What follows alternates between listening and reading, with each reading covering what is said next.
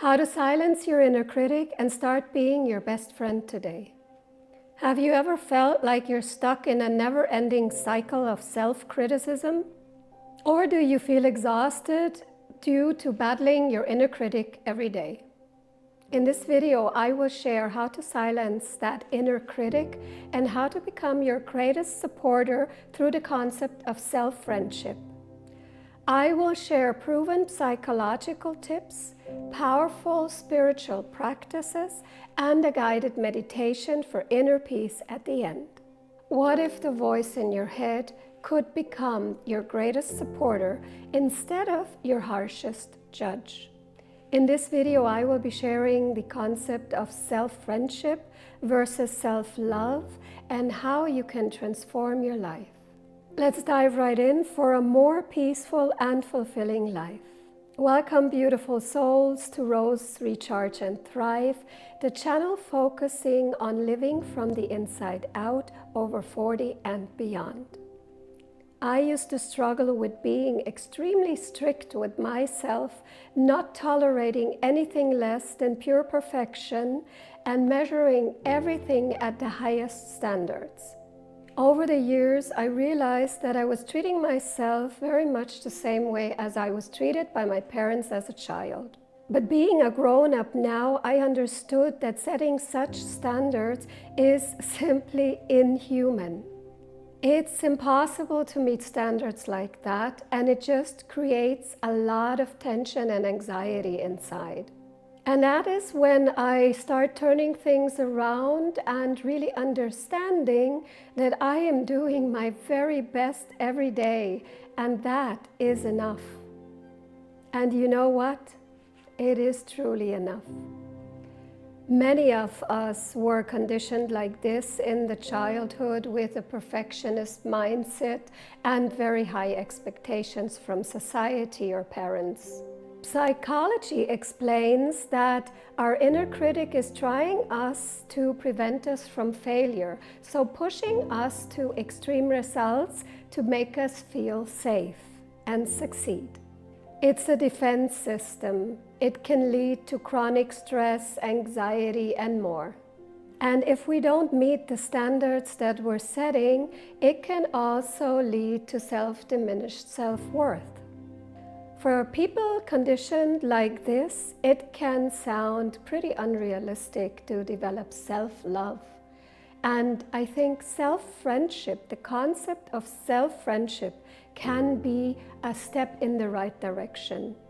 And what it means is we would treat ourselves like we would treat our best friends, with compassion, with kindness and understanding. It's about sticking to ourselves and holding our ground in success and failure. And psychological research has proven over time that self-compassion can increase mental health and emotional resilience. While self-love and self-friendship are somewhat related, they're not exactly the same. Self-love focuses on developing deep affection and acceptance of who you are. It's an inner warmth saying, I am worthy of love simply because I exist. Self-friendship, on the other hand, is building a supportive relationship with yourself that is an ongoing process. It's a practical, more action-oriented approach that specifically comes into play when the going gets tough. Think of it of being your lifelong companion, showing understanding, kindness, and support when you need it most. I would now like to share a couple of practical, psychological, and spiritual tips that can help you support growing that long-lasting companionship and friendship with yourself. It all starts with being able to accept yourself exactly the way that you are, without harsh criticism, all the good and the bad. We all have strengths and imperfections. It's just part of being human. And seeing that as something very normal is a very important step on learning self-acceptance.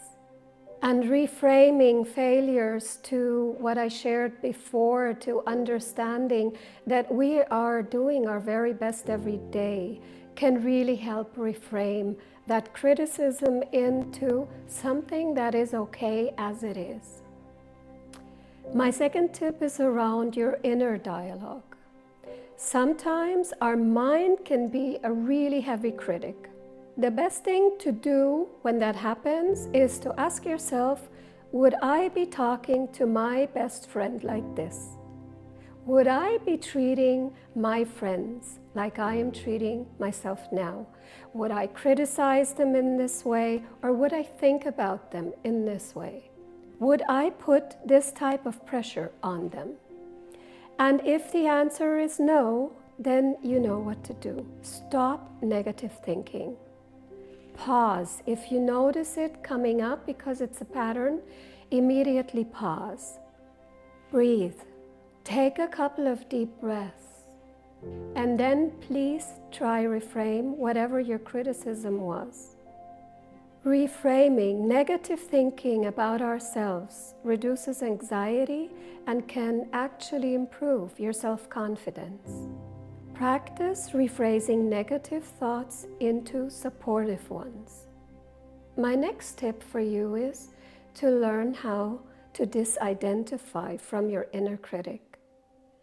And you can do this by really pausing once you notice you're criticizing yourself, pausing, and then really disidentifying from that inner voice. You are much more than just those negative beliefs and thoughts. Try and connect with the deeper being inside of you. You can start observing your thoughts without identifying with them. So when negative thoughts arrive, you can say to yourself, okay, I'm noticing this negative thought, but I am so much more. I am not this thought. Practice observing your thoughts and emotions without judgment. This will give you some space inside and allow your self-compassion to grow. My next tip would be to practice being and staying in the present moment every day for a couple of minutes. It's a mindful technique that will help you really staying focused on what is going on right now instead of dwelling in the past or worrying about the future. There are a lot of spiritual teachings out there emphasizing the importance of learning how to stay in the present moment, and that peace only exists here. A very simple grounding exercise is focusing on your breathing and just staying with the breath. I am here, I'm breathing in, I'm breathing out. Before we close, let's take a couple of minutes for a guided meditation and focus on being in the present moment and disidentifying from thinking. Find a comfortable seated position now. Close your eyes if you feel comfortable with it. Then take a deep breath in and slowly exhale. Bring your attention to your breath. Notice its rhythm without interfering and without changing it. You're breathing in and out, and bringing your awareness completely to following your breath. Doing nothing but observing. If thoughts arise, gently acknowledge them and let them pass by, like leaves in the wind. You can say silently, I notice this thought, but I am not this thought. As you continue to breathe, you observe what is happening in the current moment. Feel your feet grounded, supported. Feel any sensations in your body. And with every new breath, allow yourself to be fully present. Here, now, and if thoughts arise, gently acknowledge them and let them drift away. Don't judge, don't suppress, but don't cling to them.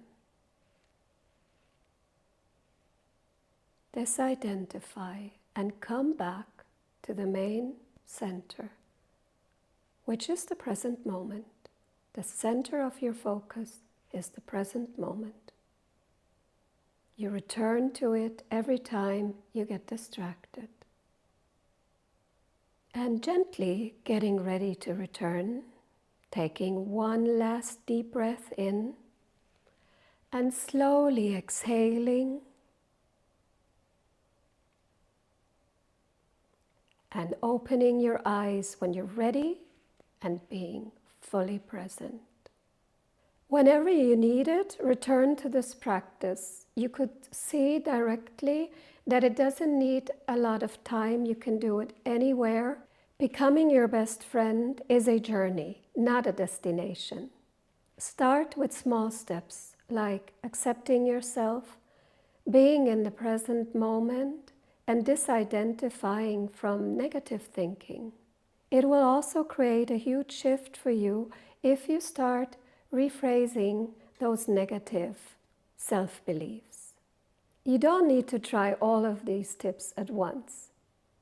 I would suggest picking one. Let me know in the comments which one you'll go first with. If this video resonated with you, please also share it with somebody that you care about. It's important for all of us to feel valued, more empowered, and at peace. Thank you for spending your time with me, and see you soon.